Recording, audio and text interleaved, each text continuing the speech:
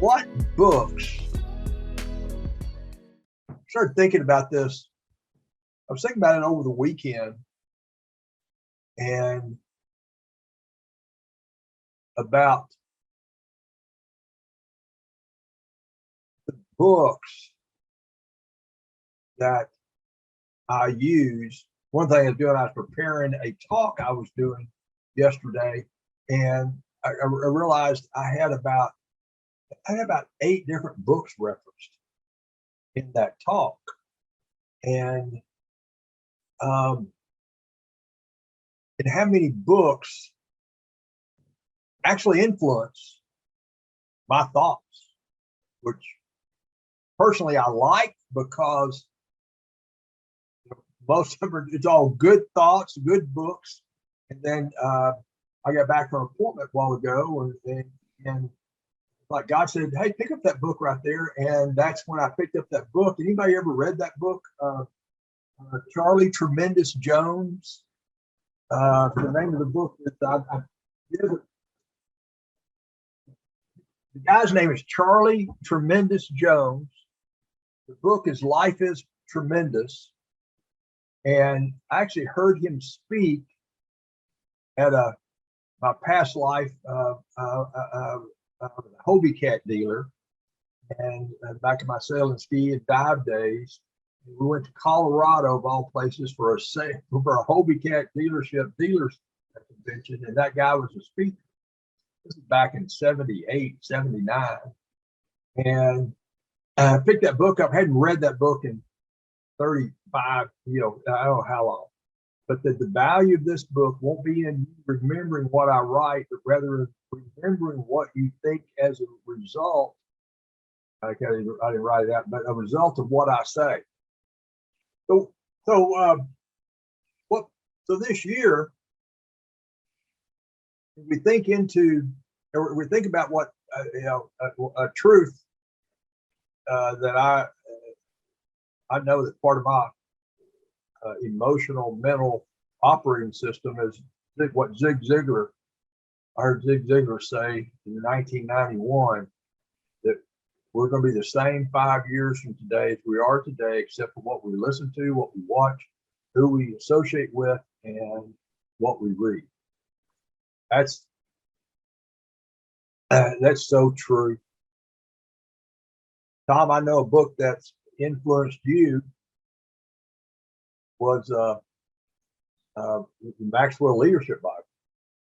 Oh yeah, that was that MBA program. I did it later in life, and just to have that as a standard part of your textbooks for every class, and it wasn't just like, okay, here it is, but we actually referred to it.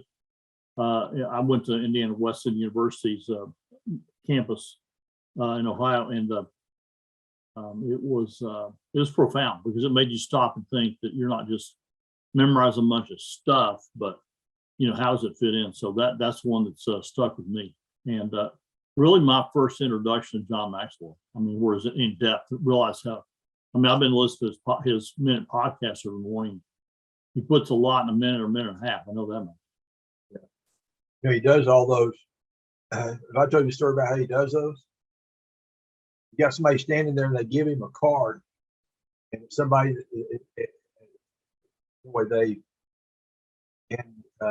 what he wants, they want him to speak about for a minute, and The topic, yeah. just off the top of his head. Yeah. You can see him stop for a minute and think. He'll look up or to just gather his thoughts in the middle. He keeps going. To do one of those right is amazing, but I've been doing it for a couple weeks now. I'm pretty impressed. Yeah. At an event I was at about 8 years ago, when he just really started doing those. Maybe I don't know how long he's been doing them, but they took, I think, 100 people.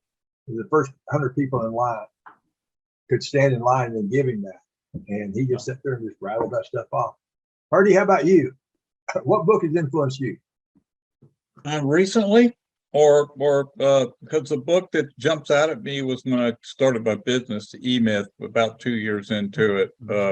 Made a huge difference because it helped me define my roles. And I've never made a ton of money doing what I do, but the cool thing was I kept myself really modeled into the small, medium business market. I've made a commitment to myself. I was going to help small business. That was kind of my mission statement. So E-Myth, and also recent, the one that sticks with me about 2 years ago is Adam Grant's book, Give and Take. Not his new one. I don't like his new one, but I like that old one, the Give and Take. So learning whether I was a matcher or a giver or a taker, and figuring out the roles. So yeah, that book's pretty powerful. I took a marketing class from Jeff Kickle today, and Jeff was talking about some things that he was referencing somebody else, but it could have been right out of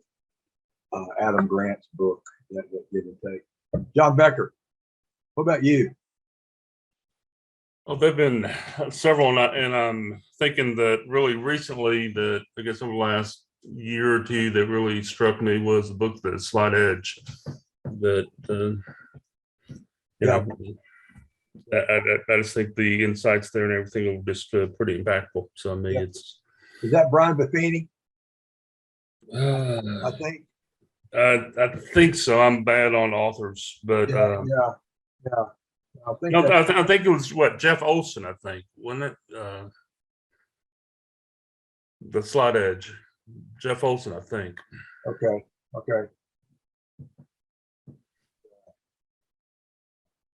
Yeah, Jeff Olson. Now, that was one of those books for me, John, that I didn't hear anything new, but the way he put it all together was really, really good. No, I agree with that. Yeah, I mean, it wasn't anything brand new or anything, but the way it was just packaged, it was just, gave a little, insight. So it was good. Ray, as you're playing out in the street there, that's a great, that's one of the best ones you've had. I like that. I was going to put up the water ski one for you. Yeah.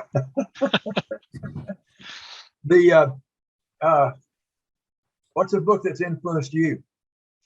Well, I guess, I'm reading some now. One of the books that I liked is, it's an Ivan Meisner book, Who's in Your Room?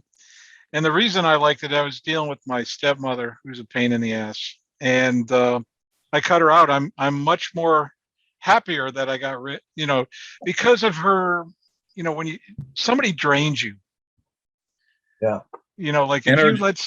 it takes the energy out of you. And, I was dealing with her, trying to call her, because my dad would want me to do that. And I just could never get past just the negativity, or when I have a call with her, I walk away feeling terrible at the end of it. And then it kind of, when I looked at my relationships and stuff I do with the chamber and stuff, that you find certain people can drain or take away from life experience, I guess is, I call them kind of storm cloud. And so what I try to do is distance myself from those folks now. And overall, I'm a happier person. There's people that are very negative, very mean, and the guy I'm talking about, Danny, that is just not, it's not the way I live life, and they can kind of just take you down. So I've been trying to work on myself. I'm always happy, but I don't like being around people that are going to make me uncomfortable or unhappy. How about that? Yeah, Hey, Ray, we called those people energy vampires growing up. They just suck the life out of you, man. Yeah, or storm cloud. I think of, or storm cloud is good. Yeah, it's just kind of. And don't you think, guys, that it's contagious? Yes. It's like all this negative energy. Other people kind of get infected. Or they're impacted by it, and it can bring down a whole room, discussion. Yeah, and I try to avoid them. I mean, and by doing that, I think I live a happier existence. It just, if you start to know it, and there was guys when I worked in high tech that would do that. They would just be, oh my God, I dreaded having them around me. And just the way Ivan kind of talked about this room, where people could come in your room, but they could never leave. And then you want to put them as far away from you as possible. Is what it really. the way I'm running right now is the way I like it. I just keep happy people around me. That's why I'm here with you guys. Yeah. Well, back to you, Tom. I kind of injected something there about that book. I know you've talked about it a number of times, but what other book? What other book? What other book? Yeah. Has Well, the one I mentioned several times, Rest, R-E-S-T, Alex Pang, P-A-N-G.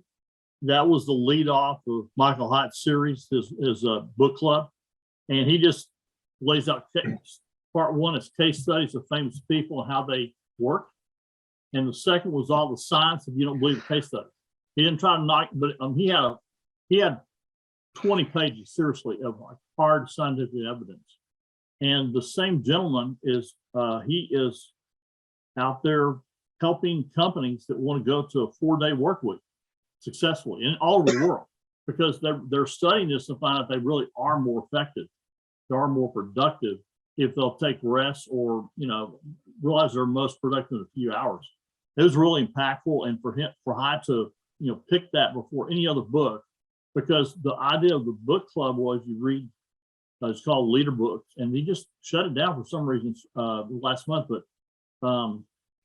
okay, so you read 2 books a month. You never ever read on the weekend. Never. I mean, it's where you're reading 15 to 30 minutes, and he's not picking bestsellers, picking stuff you should read. But he started by saying, hey, if you're going to try to make up your time to read this book later after you've done a 12-hour day, you miss the whole point. So if you haven't read it or pick up a summary, I think it's really good, and it got me taking power naps and blocking off time more, and I'm just as effective.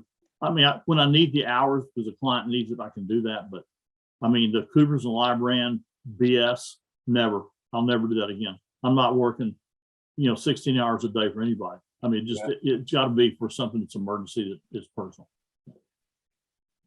Yeah, that's I looked at that book club, and actually maybe 3 years ago when he came out. Yes, sir. Yeah, about 18 or maybe 18. And I subscribed for a couple, maybe a year and a half, 2 years. I stopped and I was going to go back and start this year.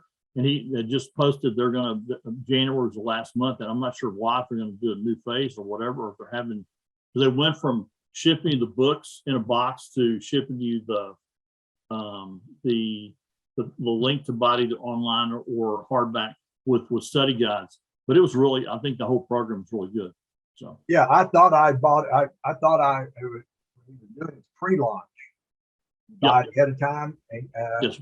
I thought I bought it, and then looked. About 6 months later, I went, wait a minute, I'm not getting that yet. I think it started. So I went back and looked at my credit cards, and obviously I didn't click something right. Well, any other book that's let's just move forward. Have you thought about what books you're going to let yourself be influenced by this year? Hurdie? Well, I'm going to go back and bring up a real old one that's making sense today in my realm of work, and that is The Tipping Point, which was written back during .com, when a business got ahead of everybody and beat everybody to a certain type of product, right? And got inside this tornado where it just never ended, right? It just kept going, and they got the brand and they got the name in the market. To be honest, this is where I put the books down for the first 2 months of the year. This is when I do all my online reading trends for 2022, looking at all the social platforms, what's Google's thinking, what's big tech doing, why the market's getting very controversial, very segmented, very controversial, very censored. How does business fit into this world? How do you put your feelings aside and help businesses become searchable? This is the kind of things that I'm having to take a hard look at right now, because there's some moral issues here, right? Do I support businesses that are trying to censor people's opinions and how do I put business back into these, plug them back in the right way. It's a tough call, and it's affected my business, by the way, because there are certain things I cannot do. I just cannot morally support certain businesses right now because of what they're doing to people. So I'm in a really crossroads of how. So what I've decided is I'm going to educate. And so I'm reading a lot of books on education and articles on educating people online, because now I figure I can educate without having to be trying to defend what YouTube's doing or what Google's doing or what Facebook is doing, what Twitter's doing, what all these sites. So that's where I'm at. Sorry, I didn't mean to be long-winded on that. No, you're good. There's a lot of stuff going on in my realm, in my world. Yeah. Yeah, I just thought about one book. I know this influenced you. Is one about Ask. What was the name of that book? You ask, they answer. Yeah, They ask, you answer. It's a Marcus Sheldon, one of my favorite books. Yeah, I know that. That's an inbound marketing book that taught people. That book basically summarized that all your work online should never be generated toward SEO or toward just trying to be perfect. It should be about know thy user and cater to thy user, and give them the information they're looking for through questions. And it's kind of what you've always taught. Yep. About what questions are people asking? You need to go ahead and start answering those questions on on YouTube. Right, or anywhere. Mm-hmm. Yeah. What are the books? Master One. Master One. Yep. Tom and I went through that last year. Yeah, I think the three of us did. With a couple others. We did. Yeah, that's real good. Yeah. John or Ray, you got any books planned for that you're going to dig into this year? I was looking at the stuff I have trying to get to. I have a lot that I want to read. I'm partially through the 12-week year, which you recommended, I know. Speed of Trust is on my list, which I haven't read before. And what's the other one? The 4-hour work week, just because everybody was talking about that. I know Tom only wants to work 3 hours, but yeah. I had a real hard time with the title of that book, and just I had to hang up. It's just preposterous to think somebody can work 4 hours. I finally read a book summary on it a couple of years ago, and to understand I still haven't read the book, but I understand what its concept is, and I think I have the book. I just haven't read it. Well, I mean, Danny, that title is just designed to shock you. Yeah. I mean, it is. It's as crazy as the old title, Steal This Book. Yeah. I mean, he sold a lot of books with that, and probably a bunch got stolen too, but it's to shock you. Yeah. And that the other one was Traction. I'm partially through as well. Yeah, that's a great book. Wheeling, the guy's last name. Yep. Or is it Wickman? Wickman, Gino Wickman.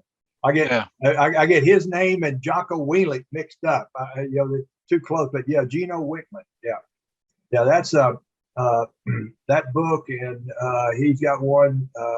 He's got about 3 or 4 other books that are that have spun out of that are they're good.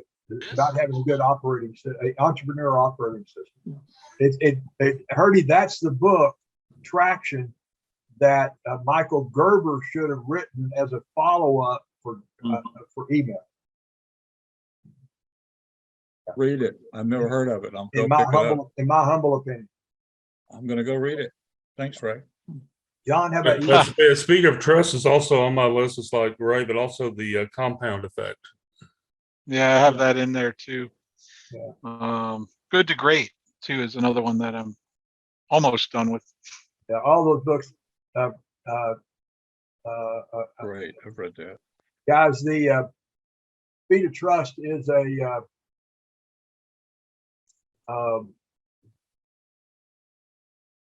it's one of the most important business books you could ever read, and it will likely highly impact you. Now, when you read it, you're going to get bogged down in the first third. Now, by the way, I've given away over 100 copies of Speed of Trust, and Speed of Trust. The first third, you probably get bogged down in. Just you have to jump to the last third of the book, read it, and then come back and read the middle. Okay. Don't let it kill you. There's some good YouTube stuff out there. And it's written by Stephen M.R. Covey. He's the oldest son of Dr. Covey. Yeah. And he talks about waves of trust, gets into the 4 cores of credibility. First, it's the waves of trust, and then it's there's character and competence, and underneath that, under character, there's integrity and intent.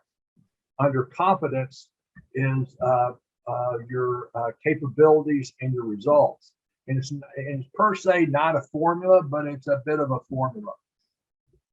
Anyway, compound effect, you said was the other one? Yep. Yep. I think it's free right now on Audible. You want to listen to it? You got 2 books. Yeah, I have actually downloaded it. I just have not started it. But And As I forgot to mention at the start, I've got a 3 o'clock call, so I'll step off to make that. I've got on my list, but just because she kind of fascinates me at time, and she also frustrates me, so it's probably a good thing, from that standpoint. So I'm gonna read Brene Brown's book that she has out, and it's called Atlas of the Heart. And when I read her stuff, I want to first throw the book, and then she challenges all these assumptions. So the book is one that if you read the synopsis of that, I mean, basically it's about emotions and feelings and how we're not communicating, the breakdown of communication. So you're in business, you got all these emotions. Okay, I'm in meetings where people, I can tell from their body language, if it's in person or sometimes on Zoom, they're holding back. They're afraid they're going to make someone mad or insult them or pick some political, whatever, health, whatever that upsets people. I can't do my job like that. That's hard. I mean, it's like they got to just give it to me. We're an adult, and I'm not going to, it's a judgment-free zone. I always tell them that, but I've got people that they'll start to go, well, maybe I shouldn't discuss this, and they're telling about some person's health issue or employee's health issue. I'm like, I can just pray for them. But I mean, you can see they're holding back, and it's happening in business too. I've got someone decline. I mean, the husband and wife's busting up, and it's going to destroy that business if they don't get together, and they can't get in the same room. And now they quit doing stuff they should do in the business. So I'm going to read it, and it'll probably frustrate me again when I read her stuff, but I still want to read it because it challenges my thinking. What's the name of it? It's called Atlas of the Heart. Atlas. It made bestseller. It's not, it's Atlas of the Heart, Brene Brown. She's been over at University of Houston doing research for years. She's teaching a couple of courses at UT right now in management. So it just, I'm not reading because it's a bestseller. I just, it's what is packed in here. But a couple people said, read it and challenge you. So I like to read stuff that maybe I don't always like or agree with the authors. Okay. Well, I've thought about rereading The Big Short because it's coming again. I'm sorry. I mean, The Big Short, from 2008 and 9 debacle. I mean, we got something coming again. Yeah. Maybe I'll pick up some pointers to help clients. Boy, we Yeah, got some that crazy stuff going. Thankfully, those loans are against the law So those loans aren't going to happen. Yeah. Again, there are, and the amount of loans for what we do, what's called non-QM in the mortgage business, it's called non-qualifying mortgages. And congressional law is that you have, if any loan sold to Fannie Mae, Freddie Mac, FHA, any government agency, they have to, the borrower has to document that they can afford the payment under certain guidelines, and that's a congressional law. There's some non-QM loans that are sold to private equity firms that they're not stated, but there's some other bank statement loans and stuff like that. But what's interesting is that all the property is being sold to investors. And I was asked yesterday, is there a bubble? Danny, you think there's a bubble? And I said, for the most part, no. I think we have a housing shortage around here anyway. If there's a bubble, it has something to do with investors and all the investment properties. And I think the property tax situation in Austin, Texas, in our area, is going to eliminate a lot of that, and because it going up. But yeah, that's pretty interesting, Tom. And the Big Short, I didn't read that. I experienced what was going on with the Big Short, and we knew something was coming in 2000 and early 2007.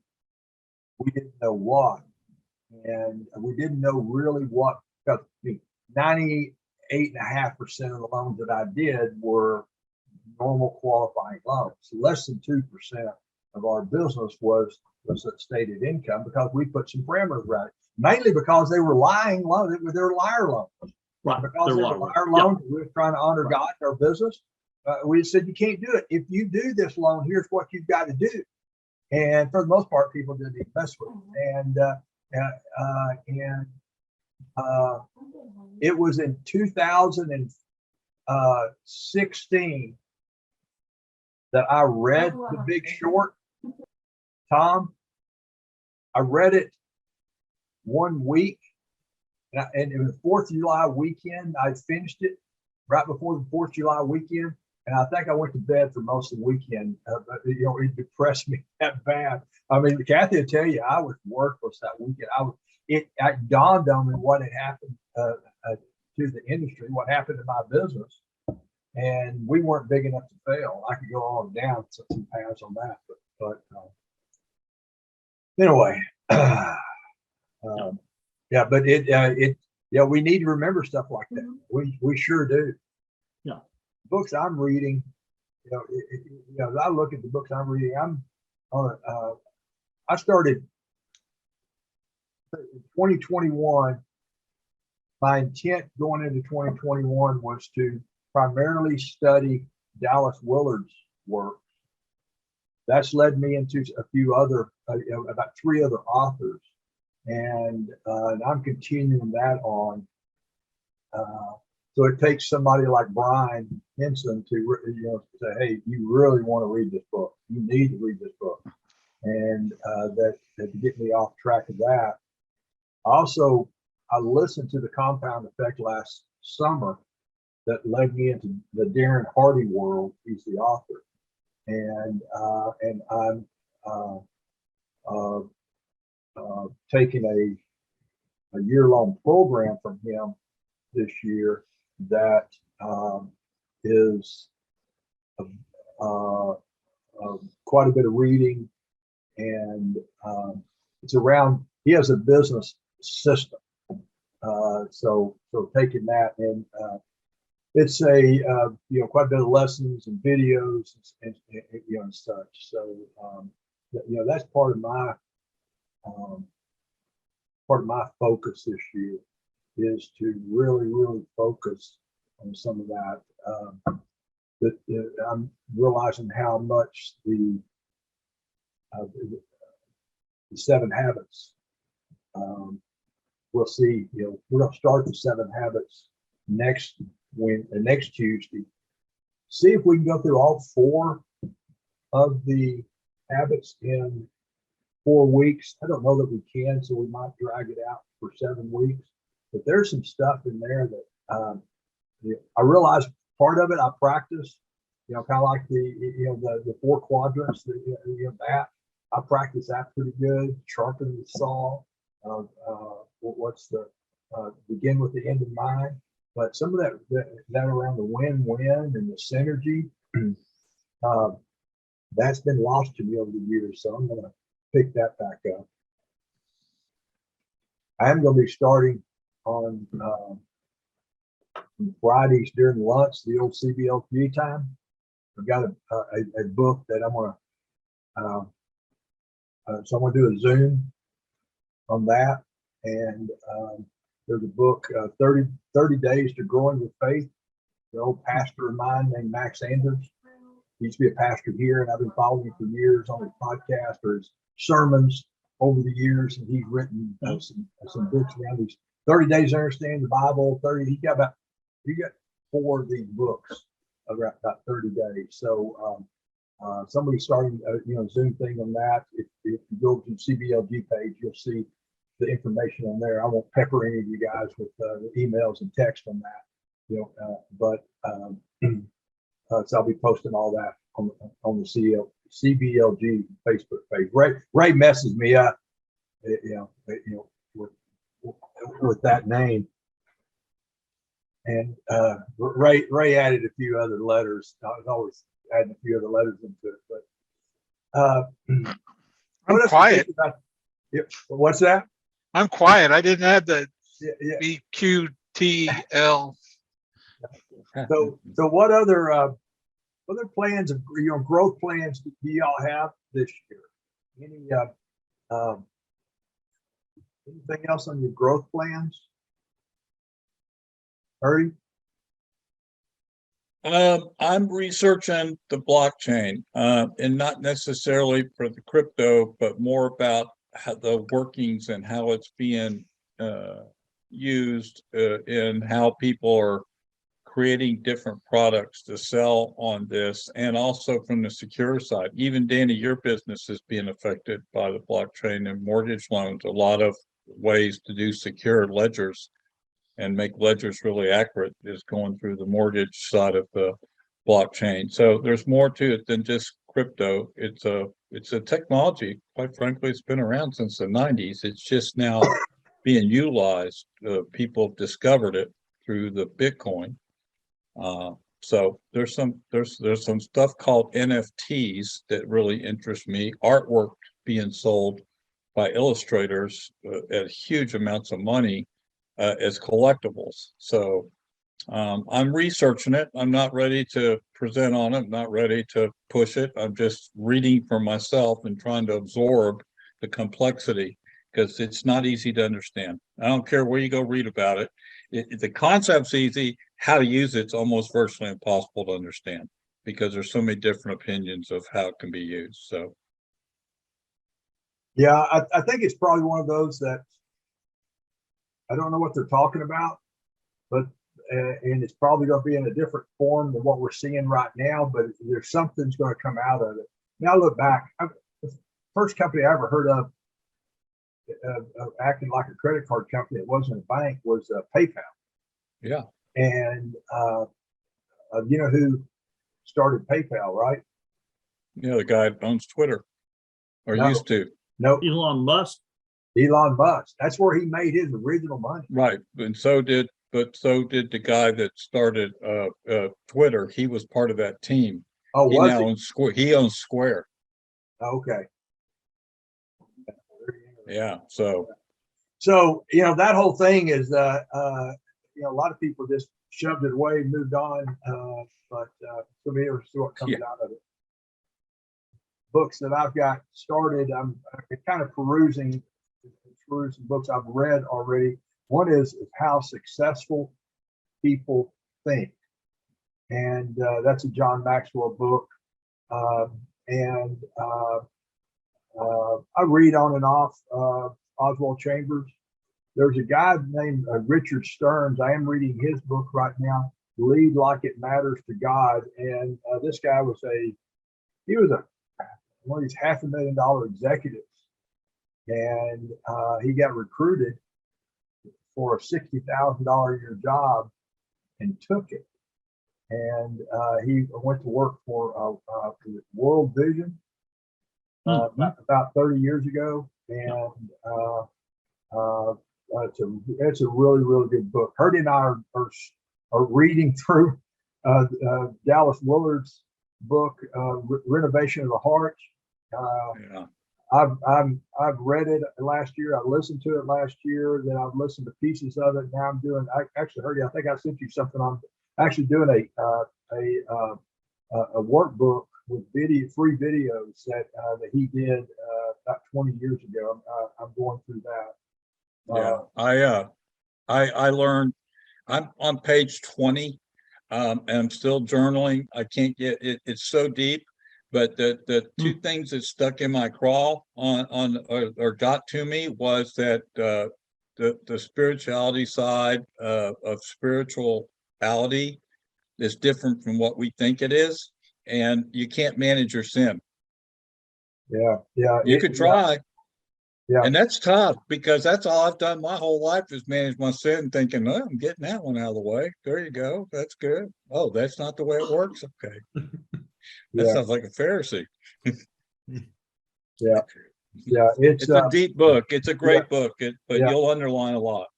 Yeah, it is. It is a really, really good book. And I'll have to put it down, come back to it, read a few pages. All right. But let's wrap it up. Any parting words of wisdom? I've been praying, and this comes out of Maxwell's Commentary Bible, Tom, and his area on Sermon on the Mount is on.